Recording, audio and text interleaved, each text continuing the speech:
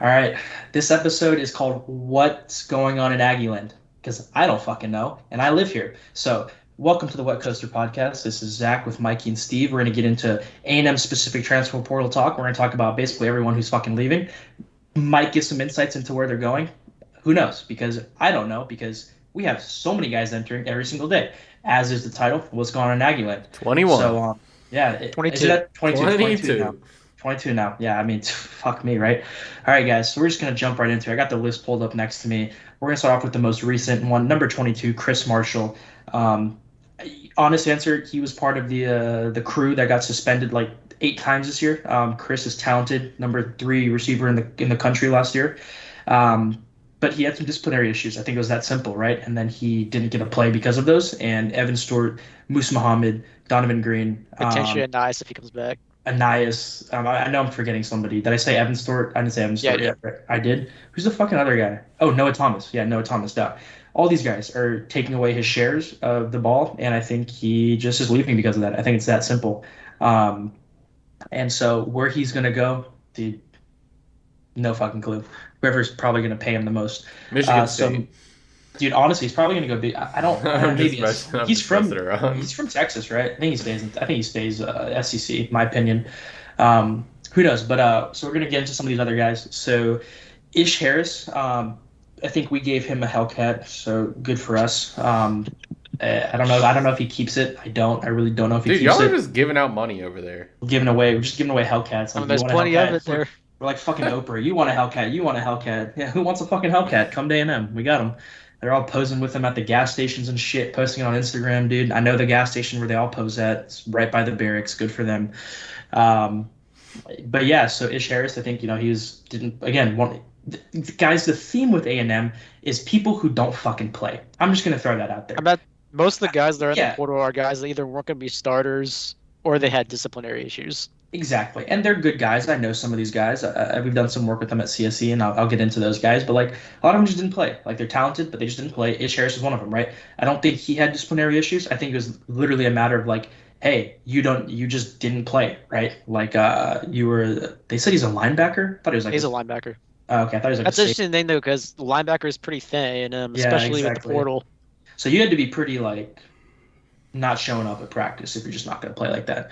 Um, so next up is Ryan Campbell. I think he was a walk-on. I don't know. Good guy. Seems good. He's like super tall and lanky. I didn't even know he entered the portal. But he didn't really play. Next is Denver Harris. This That's the is big easily, one. yeah, easily the biggest one. Anybody who gets him is getting a stud, right?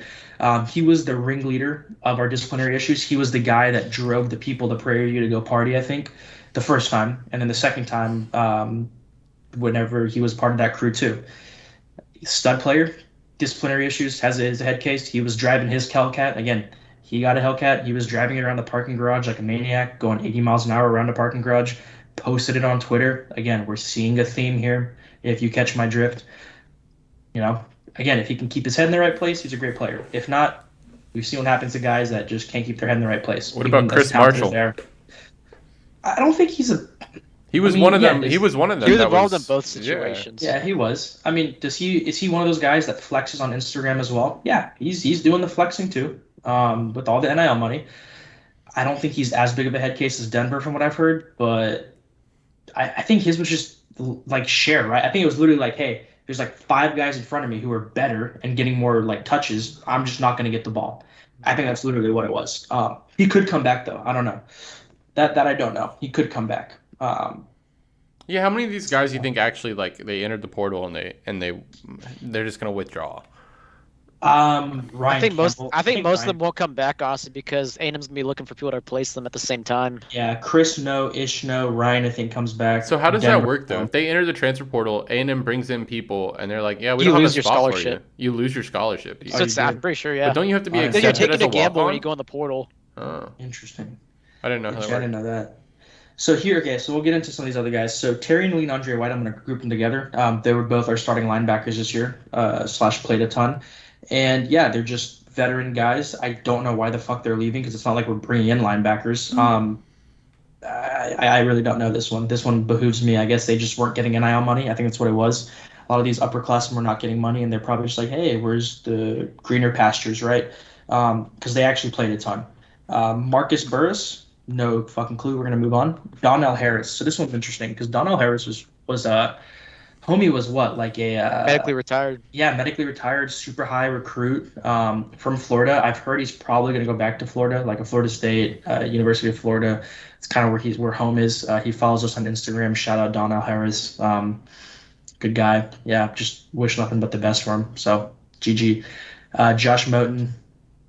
Again, we have tons of cornerbacks, but we're seeing a theme that a lot of them are entering the portal. Denver, Brian George, Josh Moten.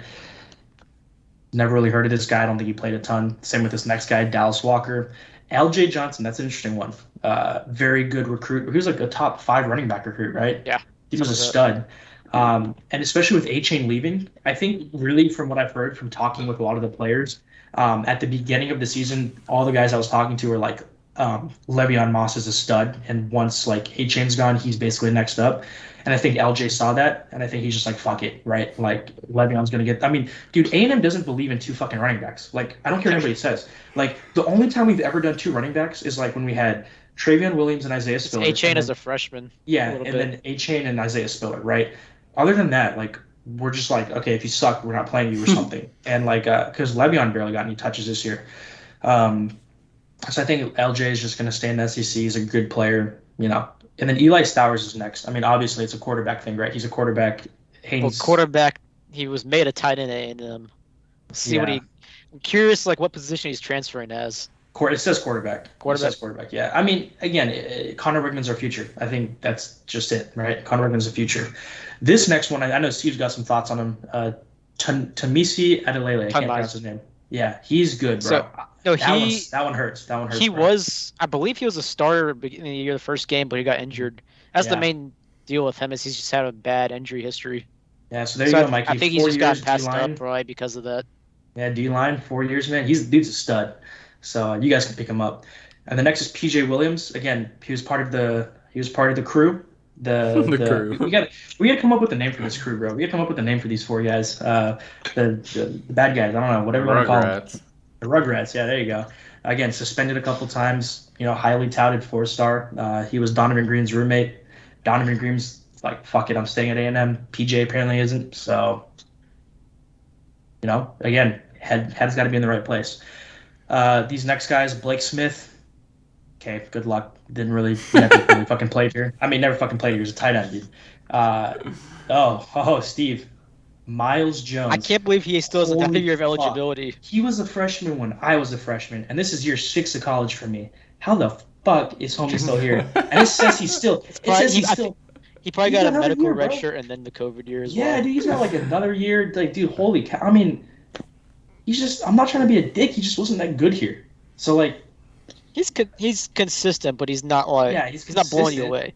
Yeah, exactly. He's like you know, he's played 8 years. You think he'd fucking I don't know. Anyway, so Elijah, I'm gonna miss Elijah. Elijah was one of our first clients at CSC, one of our first Aggies. He's a really good dude.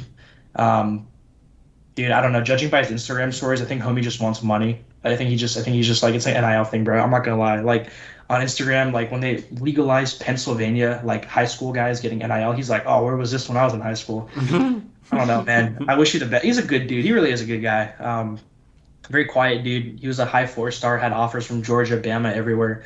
Um, I've heard he's gotten a lot of like interest from like Pac-12 and Big Ten. So like Nebraska, Wisconsin, Penn State's offered him. I think he visited Oregon, no, not Oregon.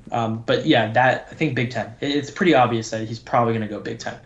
Um, Haynes King, fuck, dude. I thought he was just going to be a gym teacher when he graduates college. I guess he actually is getting a degree from A&M. I mean, he goes to the business school. I see him every Yeah, he's Tuesday. going as a grad transfer. I'm pretty Yeah, sure. there you go. I see him every Tuesday. I mean, he's probably just going to go be a high school football coach. I mean, he's probably just going to go to like U of H, Texas State.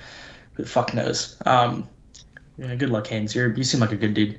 And then Brian George, another CSE client, really good guy. I liked Brian. Saw him playing basketball the other day. I guess now that he's in the portal, he can go play basketball at the rec.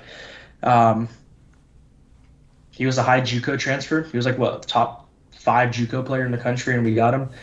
I mean, again, I think it was an injury thing for Brian. He played. He was a starter at A&M. He just got injured all the time. Um, all right, so yeah, good luck. And then Chase Lane, another guy who I swear to God has been here since I was a freshman. Apparently, he's going to Arizona State. Really? I don't know. That's what this says. 100% prediction. That's the only one that they have is like a predicted prediction. I mean, I don't know, man. I don't consider Chase Lane to why. I guess he just wants to play football, man. I think that's it. I mean, Well, he what, just so they just hired Samples as their wide receiver coach. I wonder if they have Yeah. a connection from recruiting. He's a who's really good samples. recruiter. He's the Rams running back coach. Oh, I mean, Chase Lane is he just was kind of like that slot guy at A&M that just kind of like was there every play and like you get like one catch a game and you're like, holy fuck, this dude's still in college. It was like one of those things, right? Seems like a good dude. Just he's been here forever, and I think he just wanted a new change of scenery. Also, I'm not dogging any of these guys. So people understand that. I'm just trying to add some humor to the situation because we go to A&M. Me and Steven do, or Steven did. I'm still here, and A&M had a rough year in football. So this is how we express it. This is how we make light of it, right? Copium. Yeah, exactly. And then last one we'll talk about because the last guy is a punter that I've never heard of in my fucking life. So the guy above him I've heard of, Caden Davis. The dude was like the number one kicker in the country, absolutely kicking bombs in practice, dude. 70-yard field goals, fucking stud. Sat behind Seth Small for like 8 years and finally got his chance and missed like two of his three field goal attempts. I think two of them were against App State, and so we're just like, fuck it, we're gonna go with the aerospace engineer Randy Bond, who probably can't kick a field goal past 45 yards, but if it's 45 and in, he's fucking automatic. Whereas Caden could kick it from 80 yards, but you never know if it's fucking going in or not. So I think Caden was just like, again, he's got every mechanic there. I think it's just all in his head. I think that's basically what it came down to, and I think he just needs a new opportunity. And so I'm done with my rant. Hopefully, it's been interesting and fun. Hopefully, we get some good analysis. Steve, you got anything as an Aggie fan? You just kind About of about covers it. Just maybe next year. yeah, Isn't that what we always say? maybe next year. Maybe Man. next year. Yeah, who the fuck knows? What year is this I for mean, Jimbo going into 23? Look, I think s- I think the one thing six or seven. yeah, I think this is gonna be six coming up. I think the one year that we hang our hat, the one thing we hang our heads The on, COVID year. hang our hats on. No, is that we haven't seen Connor Wegman, Evan Stewart, Donovan Green, For a full Moose, Noah season. Thomas. Just we haven't seen them enter the portal. You just have to We've seen what see they what can the do. running back position looks like next year. Well, dude, fuck. I mean, Le'Veon's a stud, Yeah, and then we but got it's Ruben gonna be harder to Owens. replace A-Chain. Oh yeah, dude's a fucking stud. And well, we got Ruben coming in. We paid him a bigger bag than Louisville. Yeah, that was. I mean, dude, you have a top number one running back from Texas, the number one running back in the country. He's from Texas, and they're like, oh, he's going to Louisville. He used Louisville must have been offering him a fuck ton of money. That's all I'm gonna say. They must have been offering him a ton of money, and then A&M just came in and just dropped the bag once HN declared. So yeah, literally it was like HN declared for the draft, and like a week later we get Ruben Owens. So there you go. But yeah, with that, I think that's gonna wrap it up. So like, subscribe, comment your thoughts. Let me know what you think about A&M football, and if it's mean, save it for TikTok. And until next time, peace.